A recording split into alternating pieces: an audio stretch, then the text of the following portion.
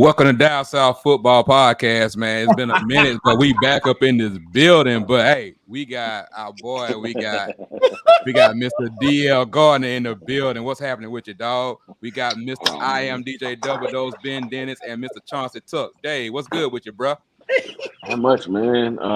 I see you got that invoice. I approve. Hold on. What you talking about? I don't know what you mean. What you mean? Lincoln. Yeah, I had a truck on standby. You know, I see it got approved. I didn't know what company did the moving, but I approved the invoice. So I guess we got it done. No, you a damn fool for that. You a damn fool for that. You was a fool for that, boy. I don't know what you mean. I'm just happy to have Dave in the building. Dave, you good? You good, bro?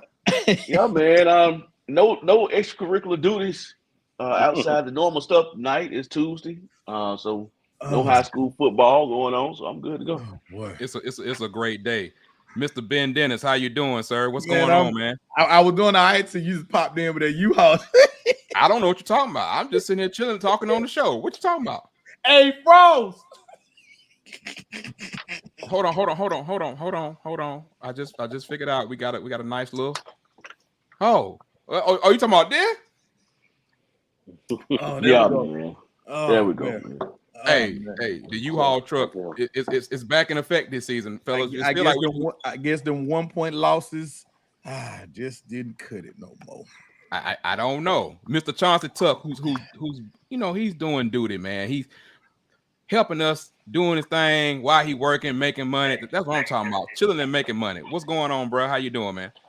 I'm doing pretty good. I just want to let the good folks at U-Haul understand that, hey, we are open for, sponsorships and all that good stuff. So it sounds really good to say Down South Football sponsored by U-Haul Moving Bands. We'll talk about the U-Haul Moving Bands segment. Hey, we can do that. I mean, I saw an order come through the fax machine from Lincoln, Nebraska, and the order's been executed and it's ready to go. So to let you know what was going on in the back, so we, little U-Haul thing in the back. But for real though, man, happy to be here, man. Happy to see y'all up in the building, man. We here to talk about a little bit crazy week two, fellas. What was y'all initial thoughts about week 2? Like, me, it's just crazy. I love it. It's just crazy.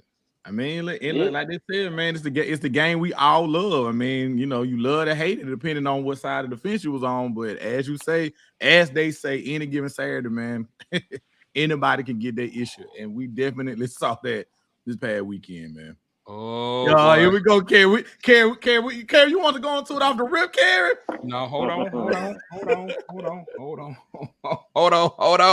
Carrie, stay in there, bro. We got you, man. We got you, boy. But everybody ready. They ready, ain't they? They sure live. Boy, they ready to talk about this. So, hey, before we y'all want to get into it first? Might as well. They did. They do it. Bama versus Texas. Hey, we know what the final score was. We know everything that was going on. We know all about that. Hey, let's get into what happened, what's going forward, and give me y'all initial opinions on everything. I already know how some of y'all feel about different stuff, but hey, let me know. Go ahead and kick it off. Whoever wants to go first. Go ahead, Tug. You said you had some insight for us. Yeah, I just wanted, because I didn't want to talk about it and repeat what I had to say. It was a great game. It ended up being a great game because one, Ewers got hurt. That's one of the reasons why that it ended up being a great game. You can tell Sark was prepared. He knew the weaknesses of the team, and they were going up top. And then Ewers got hurt. They had to change. He had to change the game plan a little bit. But the elephant, no pun intended, but the elephant in the room is that quarter. Boy, put the glass down. You starting already.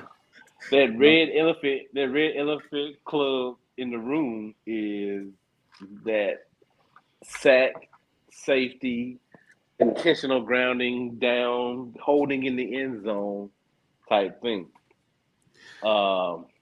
Look, guys, first of all, they were Big Ten officials. They wasn't Big 12 officials. They were Big Ten. Okay.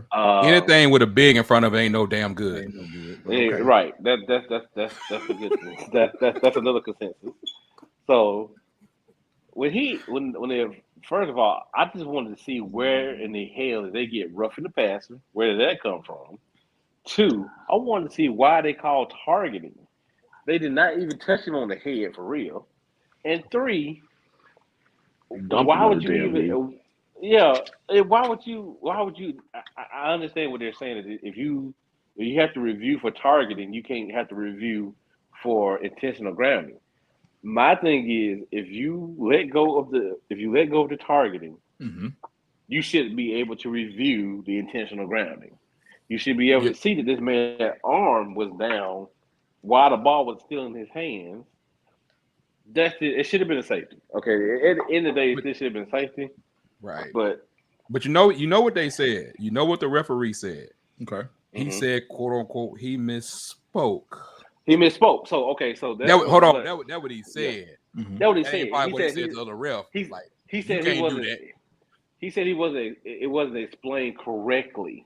That's correct. When he was right. So my whole thing is, if you're telling somebody that, okay, the roughing the pass is out the way, so the target is out the way, so it ends up being nothing. You can't review the intentional grounding. Then my point is, you should have called intentional grounding. You should have called targeting. You should have called everything, and then been able to review that play. Now, there was also, everybody, some Alabama fans, not all, some Alabama fans knew that was intentional grounding, and they knew they got away with one. They also know Kerry is hot. Okay, been hot since Saturday. I know. I know. I was just acknowledging that. Go ahead. And then they said, Alabama got called for 15 penalties, I think, for the whole game. They should have got called for at least 20. At least 20 penalties. Yeah. The pass interference in the first quarter, the pass interference in the second quarter, pass interference in the fourth quarter. It could have changed a lot of things that as far as Texas moving that football. Texas was moving the ball on them. It was no hesitation. They were moving the ball on them. I think they were even running against with Bijan Robinson. And on the flip side of the coin, I really think Will Anderson had the worst game of his career. I really do. I think, and it probably that probably will be the worst game of his career. I can't keep making mistakes like that again. I mean, they were terrible. He lined up off sides literally 4 times. They only called it twice. So I don't know, man. It's just, and then he did block that kick though at the end of halftime. So he did that. They ended up giving him a block for that. But then on the last drive, when Bryce was bringing him down the field, it's a clear hold. This man's arms are extended, and they didn't call it. And I'm just like, it's clear as day. Yes, you can call holding on every offensive possession, of course, but dog, that man arms extended. The holding is called when you get a distinct advantage, and that whole holding changed the outcome of it. At the end, to me, that's the biggest thing. Like that, if you don't hold him, I'm not saying Bryce catches him, but at the same time, I mean, not Bryce, but Texas got to catch him. But that was the officiating was bad. Right, it was bad, and if this dude, and then he tried to do a rip, he couldn't rip because the man was grabbing his jersey. Yeah. Very true. Very true. Very true. Yeah. It's not fair, man. And Texas had this game. If Ewers was playing, man, I can only imagine. And I guess the only small, if you wanted to take the referees out of the equation, the pushback would be Texas had more than their share opportunities in the red zone.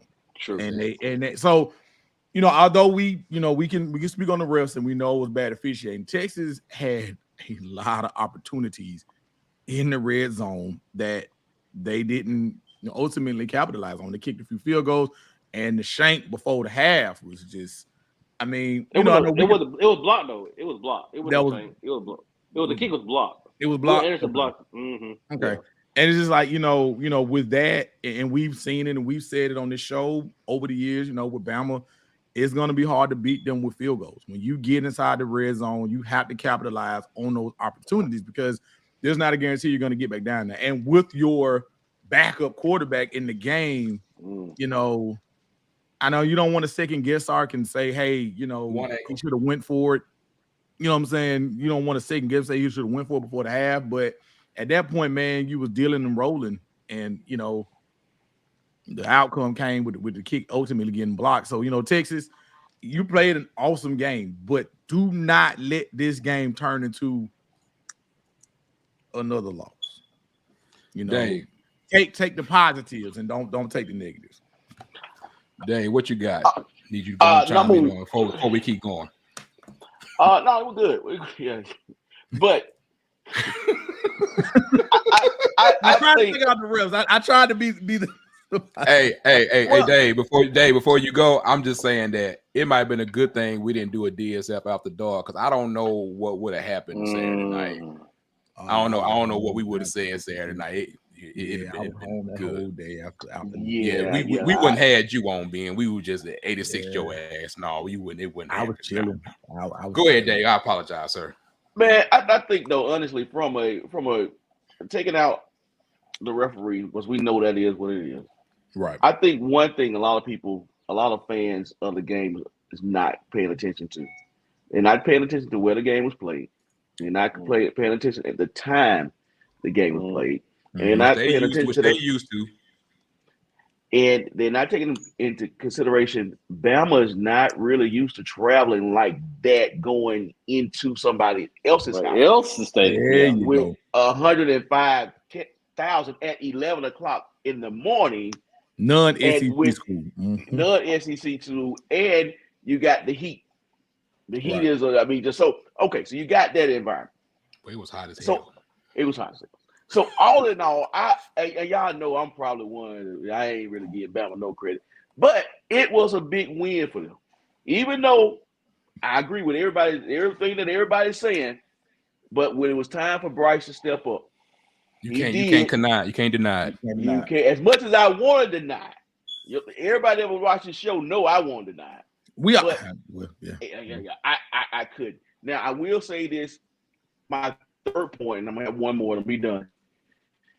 I have heard that Bama has some wide receivers that are supposed to come along middle of the year, a bit delayed because of injury. But if they can't fix this no deep threat issue, it's going to be a problem because now your defense can just sit back and keep everything in front of them. Right. And my fourth and last point, Bama better learn how to play on the road because I'm looking at their schedule, and it's not a road-friendly schedule. Yes. And I think they go to Tennessee this year. That's the one. They go to Ole Miss. Ole Miss. All of a sudden, those guys that can pass the football, it becomes like you got a circle. The Tennessee, they throw. They can Tennessee ain't the number one offense in the nation for a reason. I got one more thing to say, and I'm done on this. Y'all get the hell up off Kool-Aid. Get the hell up off Kool-Aid. I wish that the boy had went to school out of state. Yes, I do too. Y'all already know I do too. Bama cornerbacks, they're handsy. You already know that. They may not get that call with SEC refs, but you take your ass to Big 12, they go call. Leave. I'm sorry, I shouldn't use that language. No, you good. Leave that kid alone because if you went for Birmingham and you did not know that kid, you wouldn't be doing the crap that you're doing. Nope. So leave him alone. And my last point about this whole game is, Alabama's offensive line. Man, they got some issues. Like we said, Texas, Texas has their defense obviously has grown as we've seen, but that's not nowhere near the best defensive line that they're going to face this year. And Texas was able to really cause problems to that offensive line. And I know we're talking about the deep threat. They got the kid from Louisville there. He's hurt right now, but they do have him. So they may get that corrected. That offensive line, I don't know if no help coming, unless I'm wrong. I mean, I could be wrong. They may got somebody in the clip that won't know about it. Let me say another thing. Not just Bryce Young, but thank God that Gibbs transferred to Bama. Because if he didn't, If he didn't, we'd probably talk about Nail. The other kid could have stayed at Georgia. But go ahead. Your bird. Hey, I just want to say this. Hey, we can move forward. We can move forward. Like, here's the thing, big thing about it. They still got 9. He might have to carry them a little bit more than he always had to. Gibbs is going to be a major thing to them. You got to hear about the pass. You know who loved this game the most? The person who loved this game the most ain't somebody who hate Bama. Say, because everything that he been trying to get in their head, this type of game, he was like, oh, y'all gonna listen to me now. You already know how it is, and it's like until somebody steps up, and it's almost like it was a perfect thing because Will Anderson with 4 penalties and all that kind of stuff like that, it was like Kerry said, man, it was there for the taking. But what you have, like you said, the offensive line, the receivers got to step up. But hey, what you got to give them credit, they won it. 2019, great game. But the biggest thing that I want to take from it is that I want y'all to stop talking so much about what Bama didn't do and give Texas credit for what they did do. What they did. That's all I'm saying. Let's if we're gonna talk ball, let's talk ball. Let's be real about it, man. Let's be real about it. It was a great game. That defense of Alabama, we all had said it was gonna be what it was gonna be. Texas was able to move the ball, man. Like Kerry said, they red zone play calling just was sketchy. They were able to move the ball even with Cole. Like we said, so maybe the reports out of camp, as Renard said, was true. Maybe the battle did come down to the end. It was 1A and 1B. And then Carr had a bum ankle. Yes, Like I said, they in the backyard next year, fellas. So Bama versus Texas next year gonna be intense. Gonna be real intense, and that's SEC matchup going forward. Hey, you never know. This might be the division's gone. It depends if we go to the division's gone, so we'll see whatever that. Ain't no divisions coming, bro. You can go hang that up. I know that's why I said I was gonna say they was gonna be in the West, but I'm like division gone, so I'm conflicted about where to go next, but we're gonna debut a new segment on this show. So I'm gonna hit y'all with this real quick. Shout out to the Sun Belt, man, for everything that they did this weekend. Sun Belt Conference, Appalachian State, of course, Georgia Southern, Marshall, and we can't forget about Georgia State 1 touchdown away from doing what they did against North Carolina. But we got a new segment, okay? And you'll see the end and say, "Oh boy, Jimbo, yeah, oh boy, oh boy, you can't, oh boy." But before we get deep in no game, we got a segment called new segment. Where you at? Where you at is just basically us talking about different things and different impressions from us across the weekend. We want to go ahead and debut this, man. And I'm gonna start with the person I know that's gonna do it the best. I ain't gonna say the best, we're gonna do it the loudest. We're gonna start with Ben Dennis. So Ben, what's your where you at? Man, my where you at is definitely, you know what? I'm gonna say, because we got a guest that may come on in a little while, so I'm gonna hold that. But this week I'm gonna do something a little different. I ain't gonna be loud. I'm just gonna say where you at, Duke Blue Devils, man. The Duke Blue Devils are 2-0, and they actually look good. A lot of people, they was a 10-point dog against Northwestern this past weekend, and not only did they cover, they won the damn game. Where you at, Duke Blue Devils? Where your fans at? Because normally during basketball season, we hear y'all loud and clear. The football team 2-0 for the first time in who knows how long, man. So mine's gonna be simple this week. We're gonna go where you at, Duke Blue Devils, man. Football. I'm gonna go next, and I'm gonna get Dave so Dave can go lag. I got a feeling where he gonna go. You already know where I'm going. Back to it. You already know where I'm going. My question is, if the mic would cooperate today, my mic don't want to cooperate today. Is where you at, Anthony Richardson? Where you at, Anthony Richardson? He ain't all. All I want to know is this. Last week we were talking about Heisman. This week you were looking around. Now it ain't Heisman no more. It's helicopter. Because helicopter, where the hell you going? Because you ain't here. What was the stat line? 17 for 36 or something like that? Below 50%, dog. Bruh, where you at? This is why y'all got to be careful. Every game matters. I think he's going to bounce back. But Anthony Richardson, bro, where you at? Dog. I got more than one, but I'm gonna stop right there. I'm like, where you at? But shout out to my boys. Shout out to Kentucky. Holding it down without Rodriguez, they best player. Prediction show winner right here. Yeah, you from pulled that, that Kentucky. Yeah. Go ahead, Dave. Who you got? I know where you're going. I know where you're going. You already know where I'm going, bro.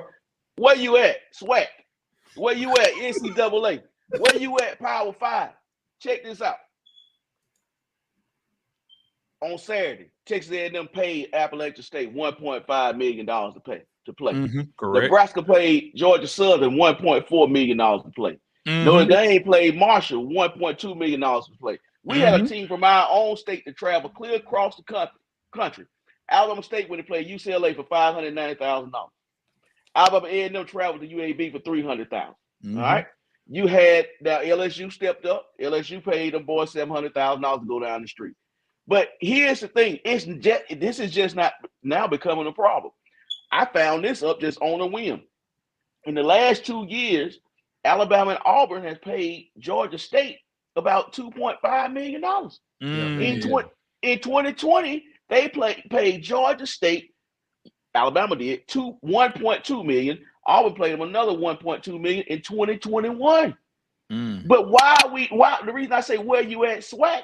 Why we keep taking these doggone backdoor deals? Right. What you feel like they ain't, if you top taking something, they ain't gonna give you nothing. But I call bullshit. You right. Coach Prime talked about it today. We gotta take a standard. We don't negotiate down, we need to negotiate up. And there's no reason until you can give me a criteria as to why freaking Georgia State can go play and get paid $1.2 million. But we travel across the dang on country, only get $500,000, and dang on, guess what? Probably most of that was for lodging. That's what I about to say. Like what Brian said, half of that was spent on the travel expense.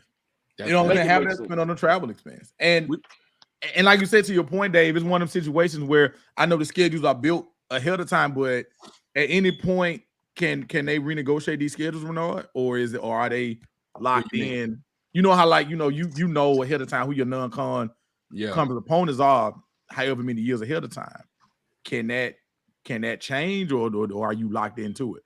I mean, it's almost like negotiation. Like if you get your house at 1.75 and or 3.75 in the house, and the rates drop to 1.75.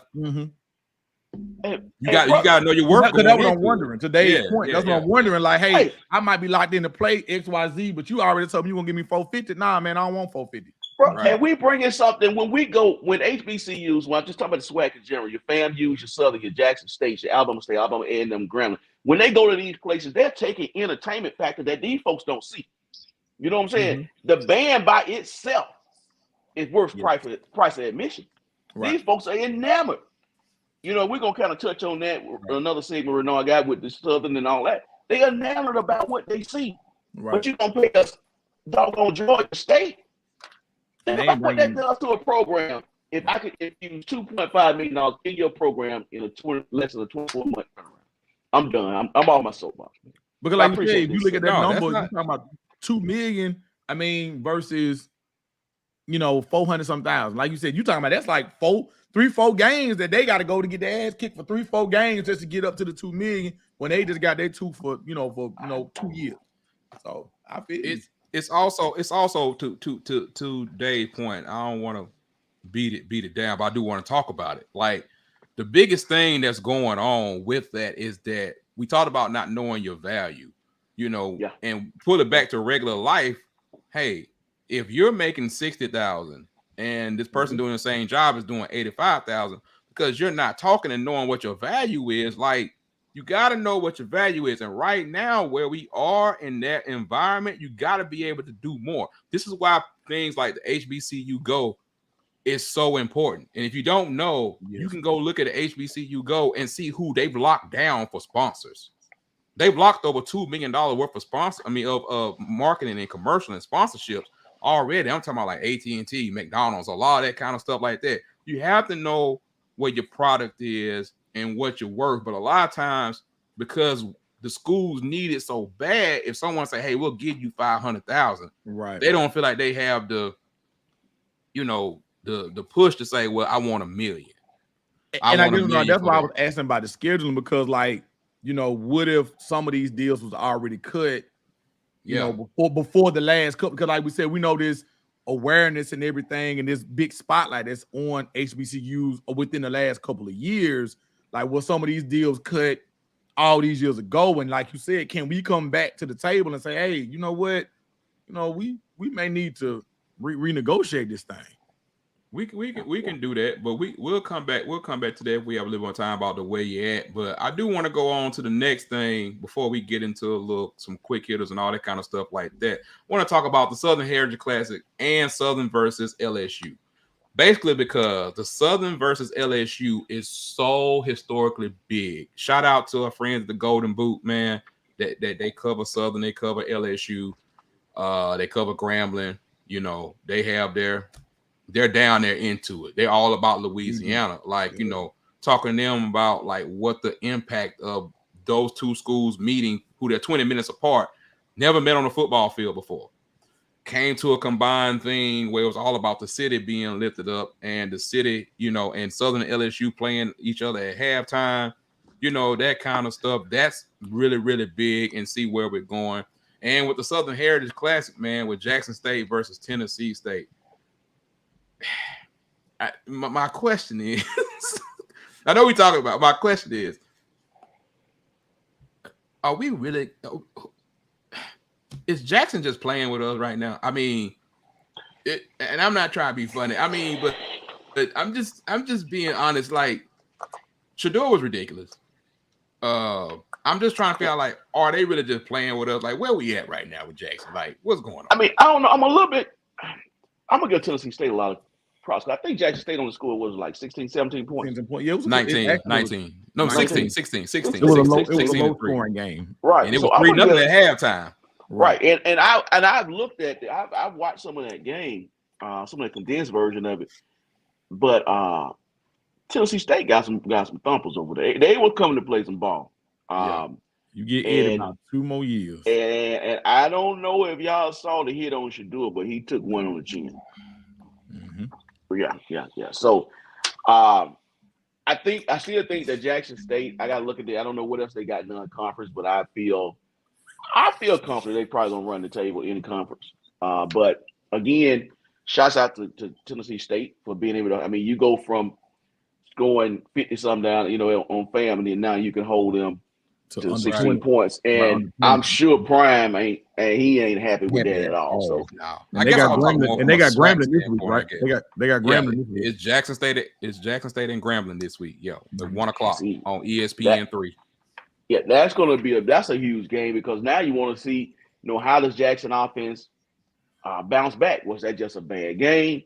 You already know Hugh gonna be. And I'm about to say, now you got Hugh, who's you know what I'm saying? So you already know. Like, when we talk to him, like, hey, you know. So yeah. I mean, I don't know what it's gonna be with that. He doesn't like you being too much. So what? When he see you again, he gonna let you know how he really feel about you. Yeah. But what's the deal with? Did they ever say what was going on with Travis? I know you heard. He out. He out. Whatever his injury was that we saw like at SWAC Media Day, it's the same thing. It's basically the same thing. Like Dion said, the first game he was on like 60%. Yeah. But he played. But he basically said that he's out this week, and basically until further notice, he said he feel like it's a disservice for him to put it out there if he's not fully healthy. And I don't blame him. Like, that's just, I mean, that's just. And let's not forget, you know, he got hurt in his senior year last year. That's true. Yeah, he did. I forgot about that. Yeah, remember, he got hurt midway through the senior year, and he came back in the playoffs. Right. But he got hurt last year in the senior year. So you never know what that could be. Yeah, it could be something. We never, because they really ain't saying what it is. So it could be something lingering, or it could be something different. So they really ain't saying what it is. I have I do want to do a little SWAC rundown real quick. Of course, we had Texas Southern pulling out. Well, not pulling out, making it semi-close. It wasn't really close. North Texas 59, Texas Southern 27. South Carolina State, just they are just such a powerhouse. MEAC 33, Bethune-Cookman 9. Austin P 41, Mississippi Valley State. Dave, that's your opponent this week. Yeah, I know it. I know it. I know it. Y'all finally done with the non-con now, right there? After this no, we got one more after Austin P. Yeah. Okay.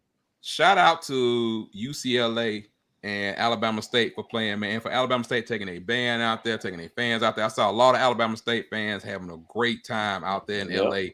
And they did have that guy that scored the touchdown. The guy that scored the touchdown, he is the first, I think they said the first person from an HBCU to score against UCLA or something like that. But it was 45-7. Wasn't too bad.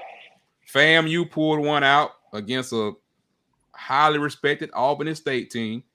You know what I'm saying? I knew that was gonna be tough. Yeah, Albany State ain't nothing to play around with. They just won the CX side, how you say it. You're gonna say CX and just keep it right there. It's SIAC. SIAC. There you go. We got SIAC 23-13. We got Tulane, just Alcorn State couldn't pinch them.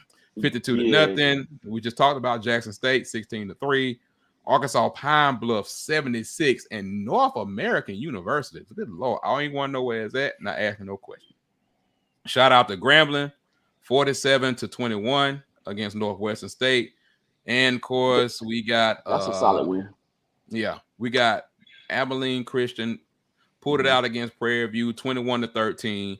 And the last two we got LSU, of course, 65-17, but that game was so much bigger than the final score. I can't even express to y'all. Right. And then Dave, Lord have mercy, dog day, 38-17, Troy versus Alabama A&M. Man, we got to get it together, man. You know, we got to get it together. We got to do it together. I was gonna wear some apparel tonight, but I'm not wearing nothing. Say Alabama A&M until we win our first game. Dang it. So, I understand. I understand what you're saying, but y'all got Austin P this week, so I want to see how y'all do. Y'all do. Hope y'all do better than they did at 41 tonight. The same Austin P that was up there. Yeah. Did they beat Western Kentucky a couple weeks ago? Or they gave them hell 1-2. I can't remember who won that game. It was a close game. I'm with you. I'm with you on that. Okay. We don't want no smoke. However, I digress from that. We're gonna move on a little bit. And you know, it don't seem like I want to go back to this. Okay. Sunbelt is pumping their chest loud, and they should be pumping their chest loud. But the biggest thing is like the end of this sentence is, "Oh boy, Jimbo." That same old. I don't even care about that. Now I'm gonna be honest with you. Yes, I mean that's gonna be a problem for them going forward against anybody. Hold on. You trying to bring your other stuff into it. How about Jimbo? Jimbo, bro, I love you. I think you're a good dude. You can't do what you're doing right now. So like, you think? I will say. I said 2023. Because I think, truth be told, I'm gonna piss somebody off real quick. I think people have really overplayed what Texas A&M should be this year. Okay. Because I feel that way because it's been 100% about this recruiting class. You mean these true freshman recruiting class that just coming in now? We're not gonna give them a year to get under the belt. You might have some special ones, but at the same time, it's like. I think it's been too much made about like that, and I think the Bama situation where like every Bama fan is just ticked off at Jimbo. I don't know what that's about either. So y'all go ahead, man. Y'all tell me what y'all feelings about Jimbo. But let me ask you this. I'm gonna go a different route, Chuck. I guess I'm gonna ask you one question. I'm going a different route. Do you think that if this season goes a little left, are they gonna be able to keep all them guys from said class? You talking about the transfer portal? Mm-hmm. Yeah, that's my question. Yeah, because I think as a freshman, some of them may go in the portal, but also you got to think about.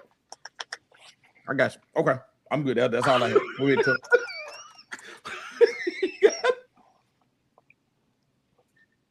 Okay, so here's the thing. Like you said, I think Jimbo is his body is writing checks that his actions ain't cashing in, and Correct. I really think Nick Saban, what Saban said in the summertime is making what happened with Jimbo happen. What Jimbo said in summertime is really hurting what's going on the football field now, because now they're gonna magnify what's going on right now they're gonna compare what he said in the summertime, and so I think it's gonna be a real bad thing. So Jimbo is he's in trouble. I mean, this season, you might well say hang up. You might well hang it up for real. And then once you hang it up, I think right now, if you can't beat App State, here's my thing: if you can't beat App State, no disrespect to App State, because App State is a really solid good team.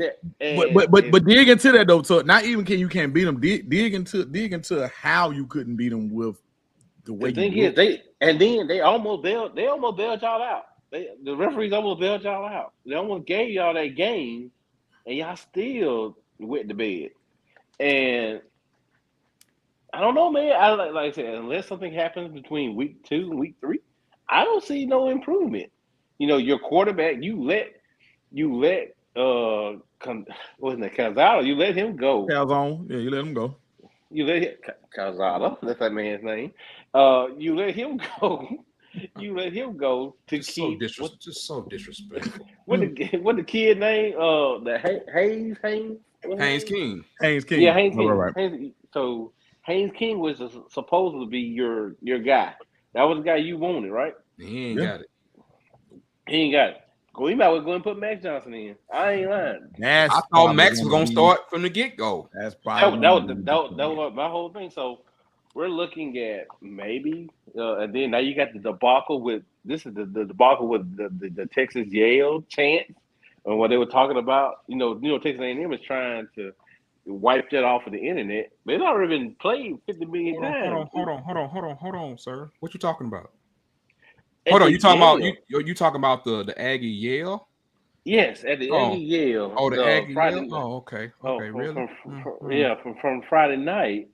Now you got some scrutiny in your program and traditions that you call these people that they say they were marrying their cousins and they can't read and they can't write and because they're from Appalachian. What do we got here? What are we talking about right now? Because we're talking about, I had to Google this team to make sure that they were even real. I was really confused because Appalachia is definitely not a state. Appalachia. Okay, let's see. Appalachia. Okay. But sure enough, I found them, and they're located deep, and I mean deep in the backwoods. Just like you would think any hillbilly college that names themselves the Mountaineers. Then we're going to West Virginia too. I just hope that these guys can get here tomorrow, all right?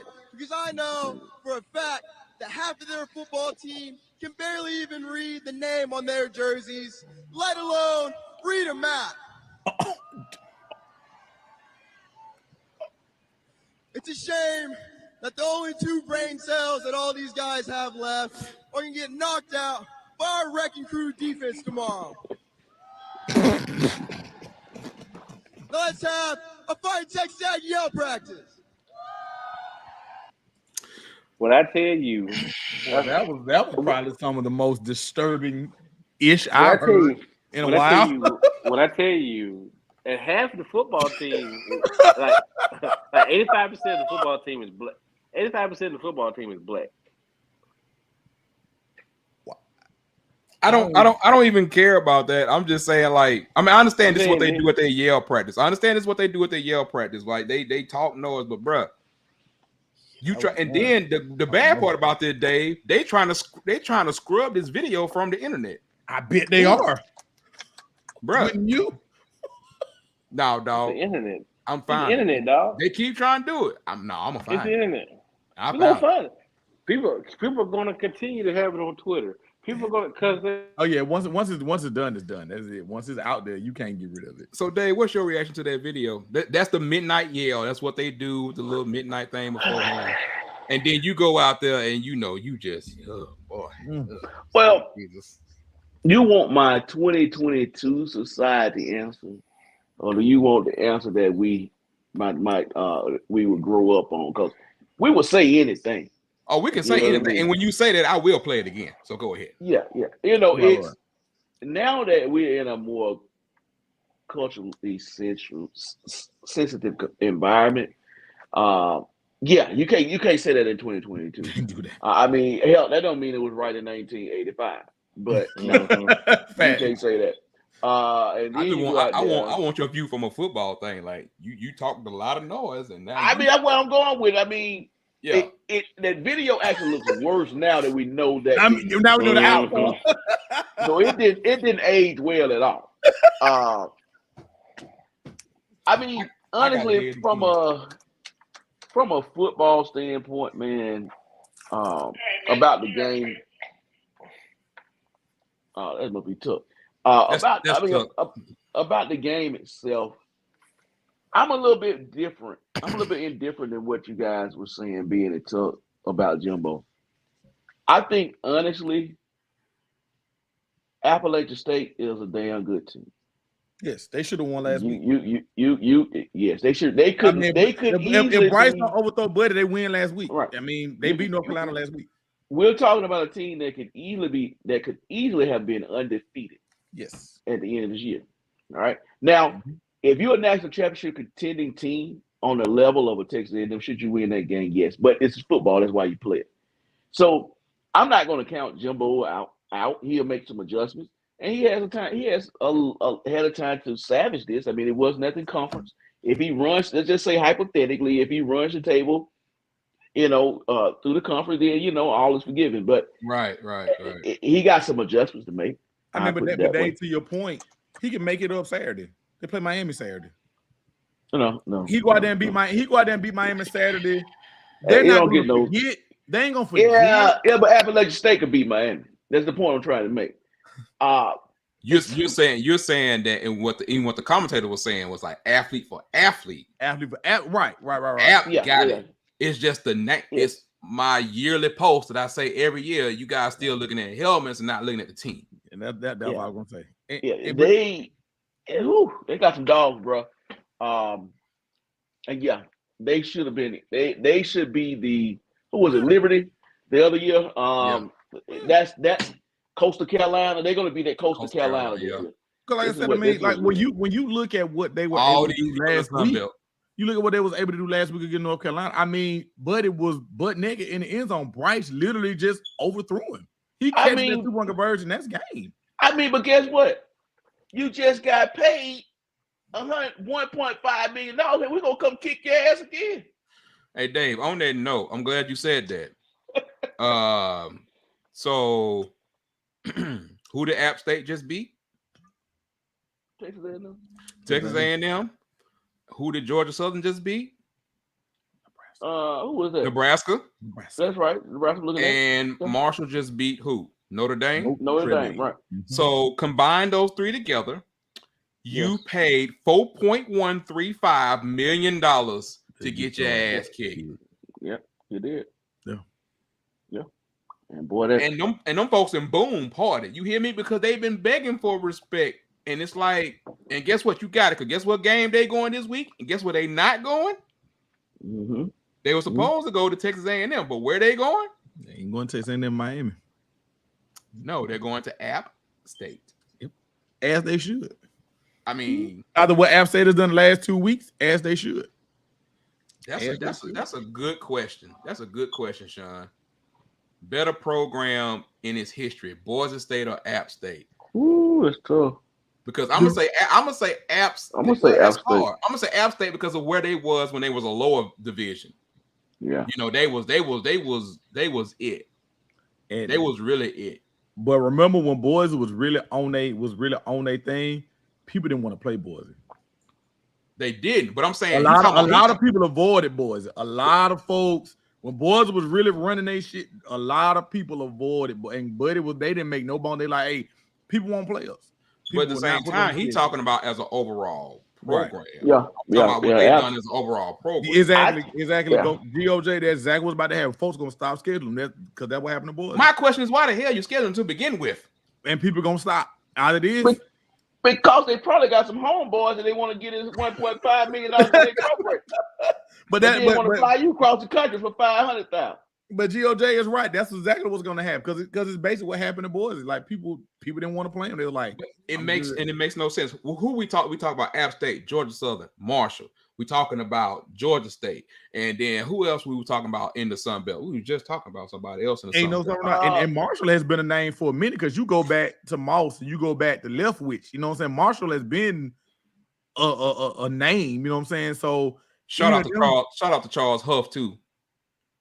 He was a Bama assistant, but he's up there now doing major work. You know what I'm saying? Brother doing good up there, and everybody said he would. So he's doing good, man. I'm telling you, basically, the point is like the reason why I make that post every year is because people have to understand, especially what happened 2 years ago with COVID. We're still in this thing that we talked about.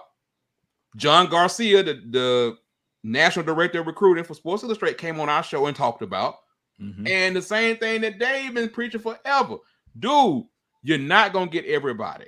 You're not. Kids going to develop. Kids going to get better. Kids going to do certain things. And because they're not in the quote-unquote Power 5 does not mean we're talking about a D1 school in the Sun Belt. Hell, when Auburn people surprised what happened this weekend, they texted me. I said, what you texting me for? Because San Jose State just beat Arkansas 2 years ago. Why y'all surprised? And then they win a conference or win a division a year or two ago. Mountain West, we still talking about, and we talk about all the time. We still talking about D1 athletes, but it's the name. And if you watch that game, you be like, "Give me that quarterback now." I mean, and even if you want to, take it just another level with that, look at the NFL. You see guys all the time that came from these schools that go in the NFL and flourish. Whereas you see some of these guys, these names that you recognize, go to the NFL and flop. So like you said, the athletes are there at these schools. I mean, they're there. And when given the opportunity, as we keep seeing time and time again, you give them the opportunity in the right circumstance, they can pull off a victory. It's the same. Yep. It's the same story we say over and over again. Now, we get it. We get the names. We get why these games are scheduled. We get it. You know what I'm saying? Like that's just what it is, but it's just surprising and people want to make fun. I have a whole nother talk about that, but that's a whole different issue. People don't understand what an athlete really is because they don't really understand football. They understand fandom. Mm-hmm. So it's like this Bama Texas game. We got so many people tripping out. Dude, Texas was a high recruiting class for a minute. This Sark's second year. Guess what he got right now? Ben, I want because Dave was busy. You was on a prediction show, and Tuck was here too, but he had to step out. Who did I tell y'all to watch from Texas? Xavier Worthy. Yep. Yeah. And who did I say? I said Xavier Worthy. This the guy that they've been talking about. This the guy they've been read about. Who they letting loose on the first few plays? Xavier Worthy. Then they had to do that. And then let you know, like we said about earlier about Quinn. If Quinn plays that, I don't even want to get into it. But don't do that. Don't do because well, if Quinn played that whole. Because see now your hate coming out. See your hate. No. In that game, and that's why I really didn't want to go with. And that's why I wanted to point out what I pointed out. Because like you said, man, Texas had a damn good game. Sark, like you said, he had all summer. He game playing the hell out of that. There's nobody, and I get it, I get it. Sark, man, the way he uses talent and the way he game plans with talent has always been his strong point. The man just couldn't. The man just, I mean, I don't want to say it. I know I know we don't. I don't want to say he had some personal issues. He had some personal issue. We talking about a man that was a Super Bowl offensive coordinator. Like Stark was made before Alabama. Saban rehabbed him and gave him another chance. But Sark is a great play caller. Just like Kiffin is a great play caller. You know what I'm saying? In a couple of years, that whole thing is going to be real interesting once Texas and Oklahoma coming to the conference. I don't know how Dave feel about this, but I got to give Texas credit. You know, I feel people talking about Quinn and what he's done and what he did. Right. And it would have been interesting to see him the whole game, but you know, adjustments were made because they did eventually adjust the defense and took away the over the top. Well, of course. So it's like you want to see more of what it is, but the talent that Quinn is, you can see why the man left high school early, went to Ohio State. He went simply to Ohio State just to get paid, to get that million. Get that $1 million NIL money, and then came back to Texas, where he probably was going to end up anyway. He had every intention. That boy had every intention on being in the state of Texas. This Facebook user just said this past weekend was great for college. It really was. The whole thing. Because going into it, Renard, a lot of people said the slate. You know, we don't say that, but a lot of people like ain't that many great games on the slate. Yada yada yada. And every time they say that, and every time they say it. And every time they say it, like you said, every time they say it, you be like, you sit your butt down on Saturday and look. I'm gonna tell y'all why Dave quiet right now. Dave a little quiet right now because this is stuff he been saying for years. He been saying this for years. Like, y'all don't go actually watch these athletes. Y'all watch helmets, right? And it's my post every year. Is we gotta learn, and I don't expect everybody to go to my level because my level is obsessed and stupid. I have come to that. Like, I am obsessed with everything when it comes to it. But bruh, y'all gotta start looking at these rosters. Did you know that? Did you know that Chase Bryce was the former Clemson quarterback that played for Appalachian State? Right. He just ain't no name. You know what I'm saying? And like we was naming off kids like 2 minutes before we hit the show. Like, oh, you remember with Marshall? With Marshall, everybody that you don't even got to follow Florida State. You know what Kalen LeBourne did. He showed up in the Lamborghini, you know what I'm saying, at one of the camps. But that's the same kid that left FSU and went to Marshall. And you see what he was able to do. So like you said, some of these kids just need a different opportunity. The talent is there. Hold on, GOJ. GOJ said I respect Bama, and you're right. I mean, I won the game. And I feel you why you say that. I do feel you 100% why you say that.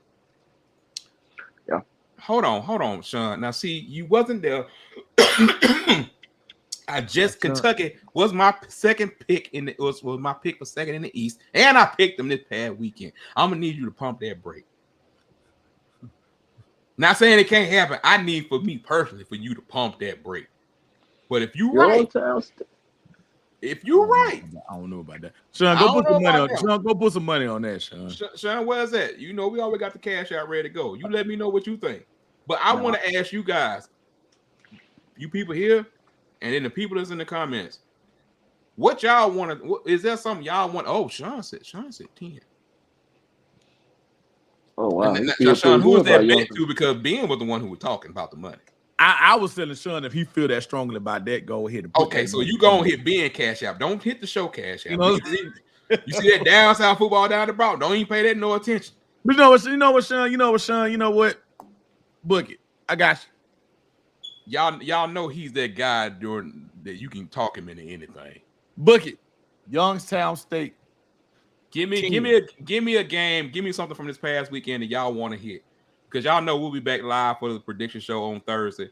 Getting back into a regular groove. Also gonna be some other stuff on there. But if you don't do nothing else, like, subscribe on YouTube if you're not already. But GOJ, if you subscribe, we appreciate you. But so go ahead, man. More content coming. But what games or what have we not hit on so far that y'all want to know about? We gonna call these little quick hitters.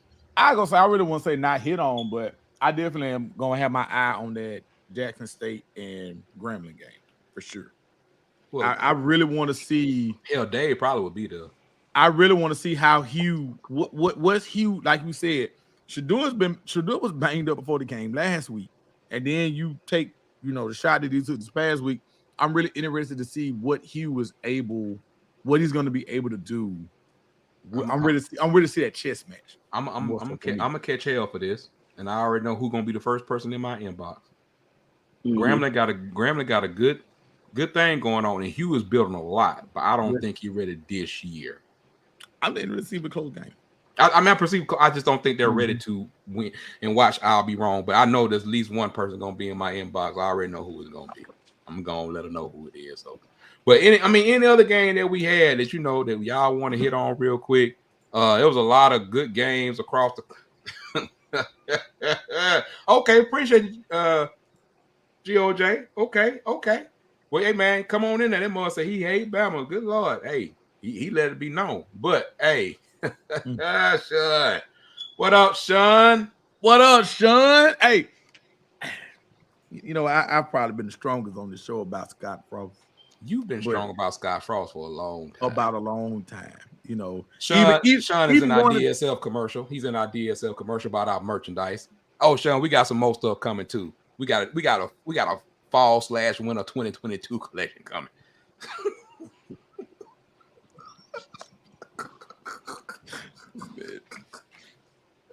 All right.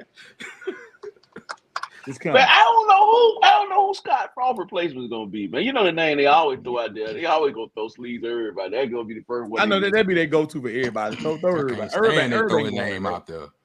I would like to see Matt Campbell take that job. I think he's done all he can do at Iowa State. But he's a guy of the conference, so seeing him stay within the conference with a bigger brand behind him, I'd like to see Matt Campbell take the job. I've seen a lot of names. I've heard a lot of names. I've heard, of course, Wisconsin, DC, Jim Leonard, who's very, very popular in circles. Right. I mean, of course, you heard all regular name, and I just okay, Scott. I mean, not Scott, but Matt Campbell. You on my list, but it's like where we go, and I guess you have to understand, like, if you're Nebraska with Trev Alberts, the former great Nebraska football player who's the AD now, right. What are you really looking for? Because you tried it with Frost, the former. Well, it ain't with Frost, but Frost was hired. I don't blame Frost for being hired. Frost just took UC up to 12-0. He got it in there, but at the same time, you recruiting in Florida, you recruiting down in Nebraska. Right. It's like you have to put that in there. You're going to have a strong foundational coach to come out there because the brand is still getting some people. You got Dakotas. You got Dakota's Crawford still out there. But I'm just saying, like, where do you go from there to get that pool? Like, you're going to need more. You're going to need a strong combination of somebody with some character and everything else.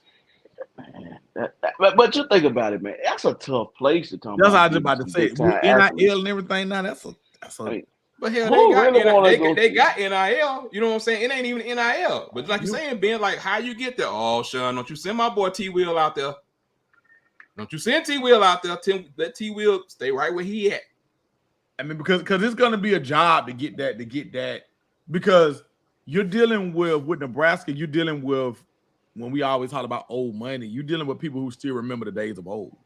And they can't shake that. So you got to get somebody that's going to be able to relate to both. Well, they have a proud tradition, which they should. They have a proud tradition. The streak that they got with sellouts and everything, that's in jeopardy now. But I mean, even with that, like, you got to look at it. Your native son came home, right? Right. You know, everything Scott Frost did as a player. But Scott Frost truly don't have if you really just talk to him, he don't really have a personality. Mm-hmm. And when you recruit, man, look, everything is always about recruit. Say what you want about Saban and even Kirby and even all of them.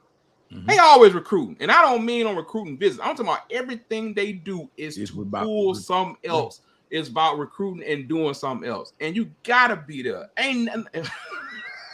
like GOG said, it ain't nothing in Nebraska. It ain't. Oh, your language is good, bro. You no, you're good. It ain't. And that's what that's kind of my point. Like, man, you got to get somebody that's going to be able to that's like Dave said, that's a tough job right now, man. Bro, they got to get out that conference. I think that was a bad move for them too. But this is what happens when you. And I say that because you're gonna be able to dip into that Texas talent. Mm-hmm.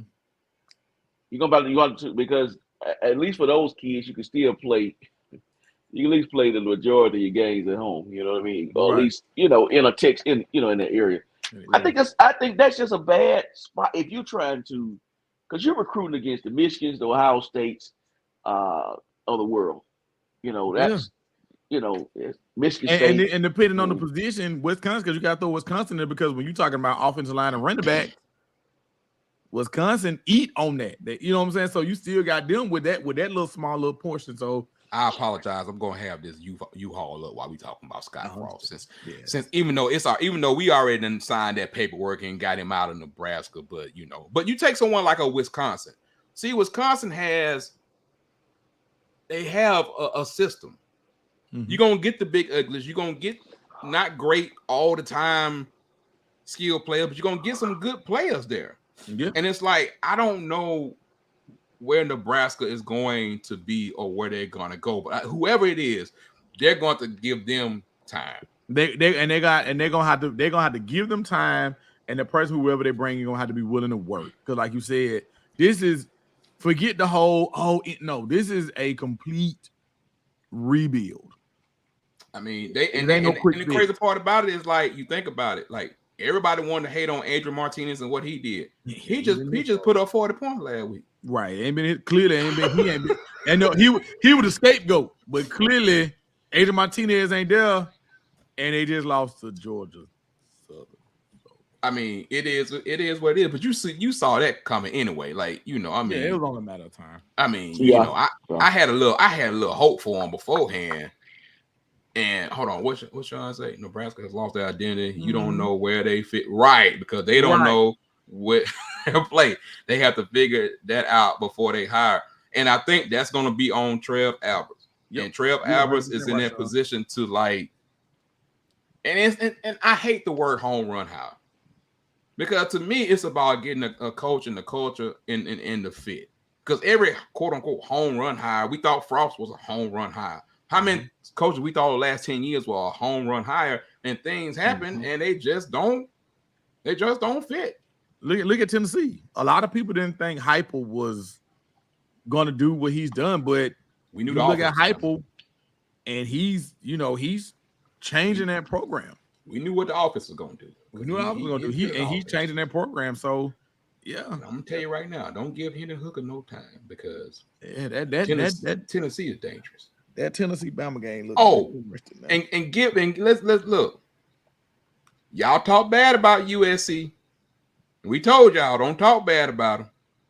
Y'all talk about Jordan Addison didn't look like Jordan Addison in the first game. You sure he don't look at like Jordan Addison now? The Blitnikoff winner from last year. USC, Arkansas, Mississippi State, Arkansas.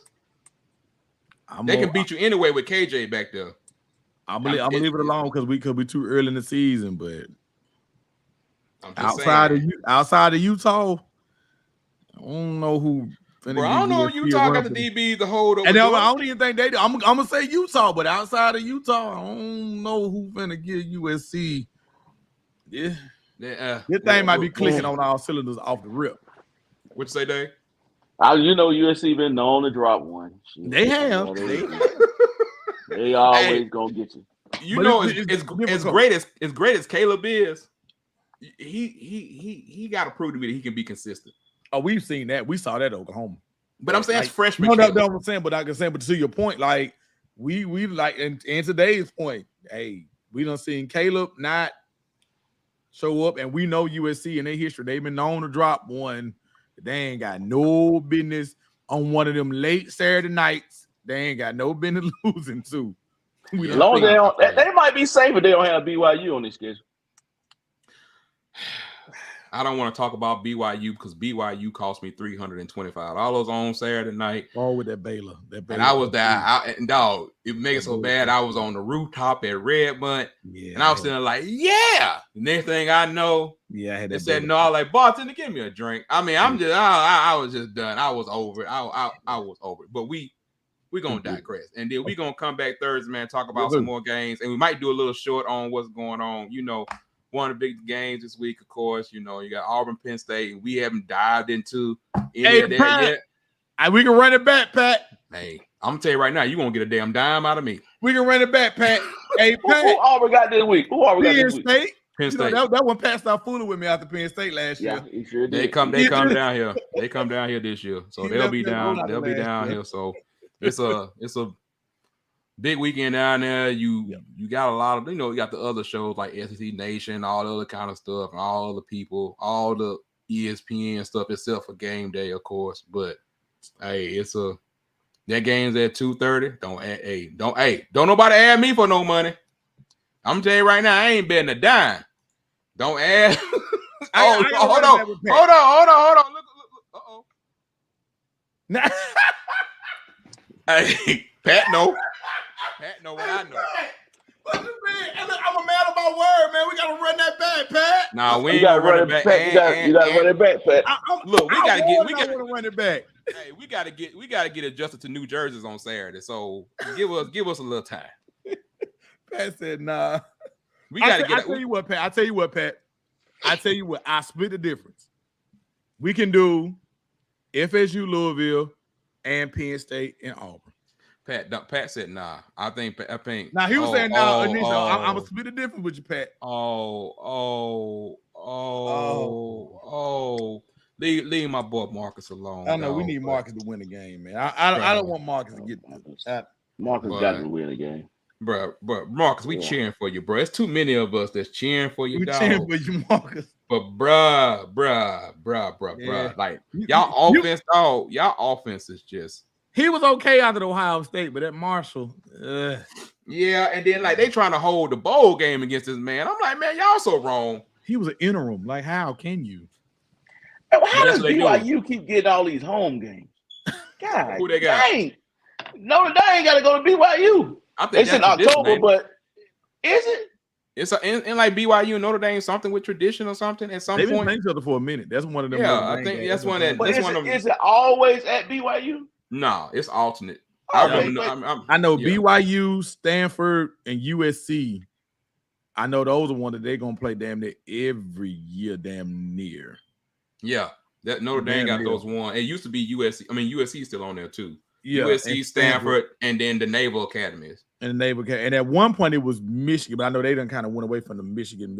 Yeah, they go back and forth. That's part of the reason why they didn't want to be a full member, but that's gonna go away next year once they get a part of this Big Ten money. But that's a whole different story. That's gonna happen. Stay tuned for that next year. That's Oh, they got to go in Oregon though. They got Oregon Saturday. BYU. I don't know what to make of Oregon since I don't care about Bo Nix. I'm just saying I don't know what to make of Oregon in general because Georgia didn't do nothing but run toss left, toss right, and some seam routes. Like they ain't even have to do nothing hard with talent because I mean they looked impressive with it. You got to give Georgia credit, bro. That's what we say last year about Georgia Day. Yeah, you can talk about they ain't flashy. Right. And they even hold on. No, we're not gonna do it. Bennett the third.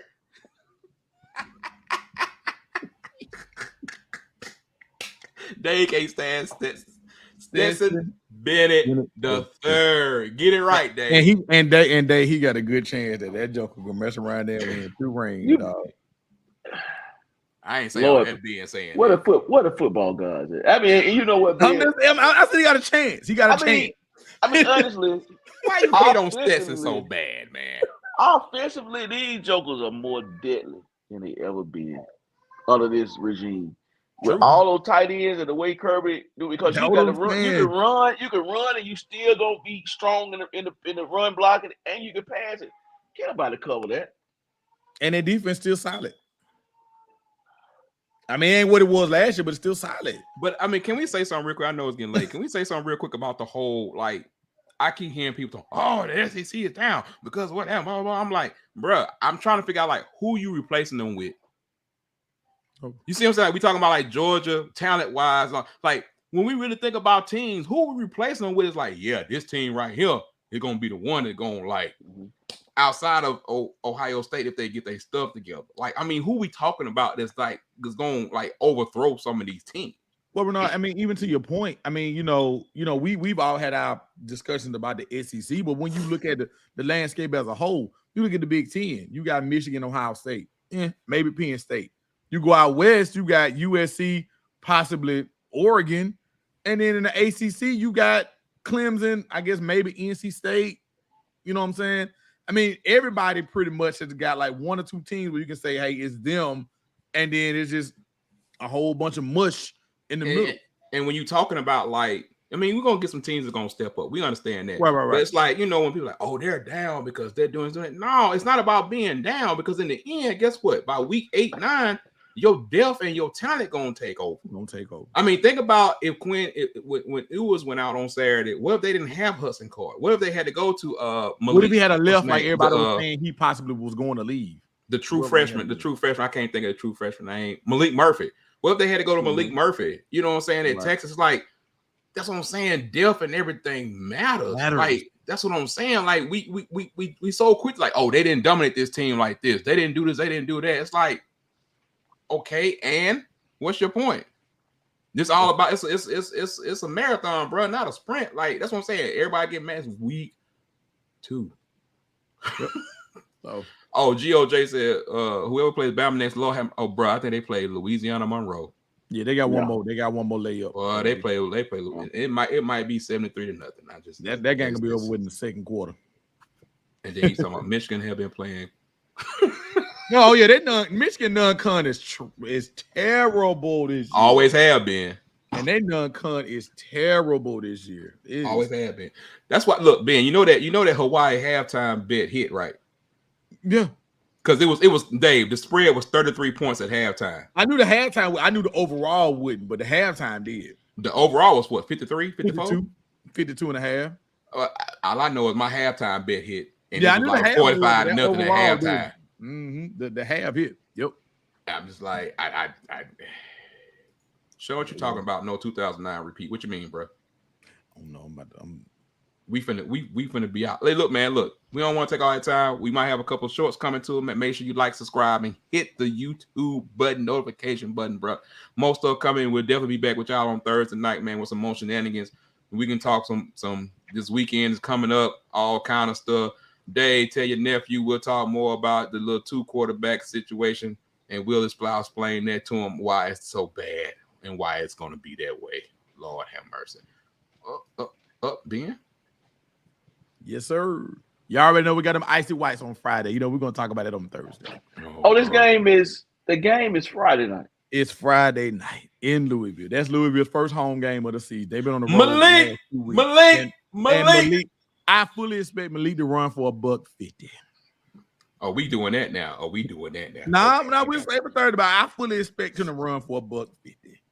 Look, man, we're gonna come back with some more shorts on some. That's the other topic we gotta talk about. We're gonna let everybody go, man. 8:26. Y'all go enjoy your evening, man. We appreciate y'all tuning in. Y'all know what the deal is, man. Down South Football Podcast, man. For Dave, for Ben, for Renard, we out, man. We'll holler at y'all in a minute. Peace. I'll let y'all, man.